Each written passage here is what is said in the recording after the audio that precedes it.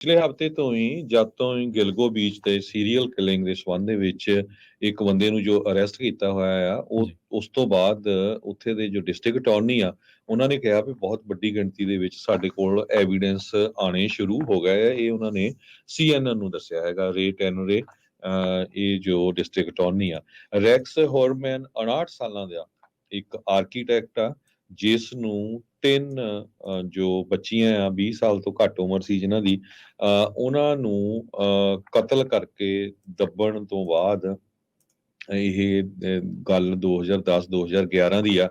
ਪਿਛਲੇ ਹਫ਼ਤੇ ਉਸ ਨੂੰ ਅਰੈਸਟ ਕੀਤਾ ਗਿਆ ਸੀ। ਕੋਈ ਸੋਚ ਨਹੀਂ ਸਕਦਾ ਸੀ ਵੀ ਇੰਨਾ ਪੜ੍ਹਿਆ ਲਿਖਿਆ ਬੰਦਾ ਇੱਕ ਹਾਈ ਲੈਵਲ ਜੌਬ ਆਰਕੀਟੈਕਚਰ ਦਾ ਕੰਮ ਕਰਦਾ ਹੁੰਦਾ, ਇੰਨੇ ਸਾਲਾਂ ਬਾਅਦ ਇਹ ਕਿਸੇ ਇਸ ਤਰ੍ਹਾਂ ਇਨਵੋਲਵ ਹੋਊਗਾ। 2007 ਦੇ ਵਿੱਚ ਡਿਸਅਪੀਅਰ ਹੋਈਆਂ ਸੀਆਂ 4 ਵਿਮਨ, ਤੇ ਉਹਨਾਂ ਦੀਆਂ ਜੋ ਰਿਮੇਨਸ ਆ ਉਹ 2010-2011 ਦੇ ਵਿੱਚ ਮਿਲੇ ਸੀਗੇ।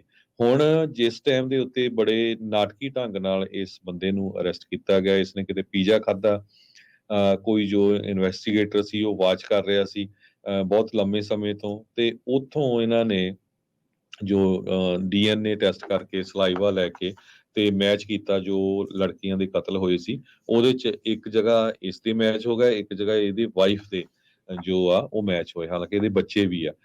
ਹੁਣ ਜੋ ਰੈਕਸ ਹਿਊਰਮੈਨ ਆ ਜਿਸ ਨੂੰ ਅਰੈਸਟ ਕੀਤਾ ਗਿਆ 59 ਸਾਲਾਂ ਦਾ ਆ, ਤੇ ਉਸ ਦੇ ਘਰੋਂ 200 ਤੋਂ ਲੈ ਕੇ 300 ਦੇ ਕਰੀਬ ਫਾਇਰ ਆਰਮਸ ਮਿਲੇ ਹੈਗੇ ਆ। ਕੋਈ ਗੰਨਾ ਆ, ਕੋਈ ਲੀਗਲ ਵੀ ਆ, ਇਲੀਗਲ ਵੀ ਆ, ਉਹਦੇ ਚ ਪਿਸਟਲ ਆ, ਰਿਵਾਲਵਰ ਆ, ਸੈਮੀ ਆਟੋਮੈਟਿਕ ਰਾਈਫਲਸ ਆ।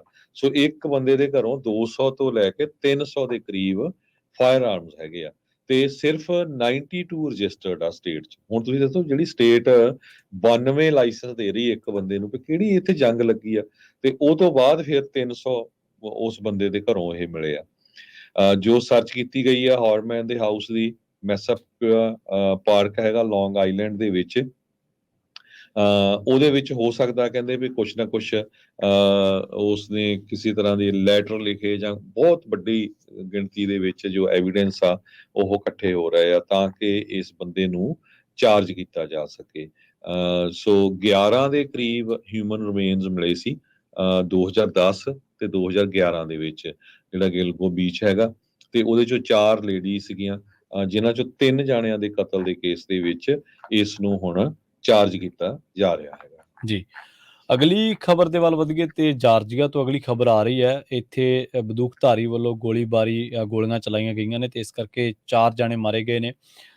ਇੱਕ ਅਧਿਕਾਰੀ ਨੇ ਦੱਸਿਆ ਕਿ ਬੰਦੂਕਧਾਰੀ ਦੀ ਭਾਲ ਜਿਹੜੀ ਕੀਤੀ ਜਾ ਰਹੀ ਹੈ। ਹੈਂਪਟਨ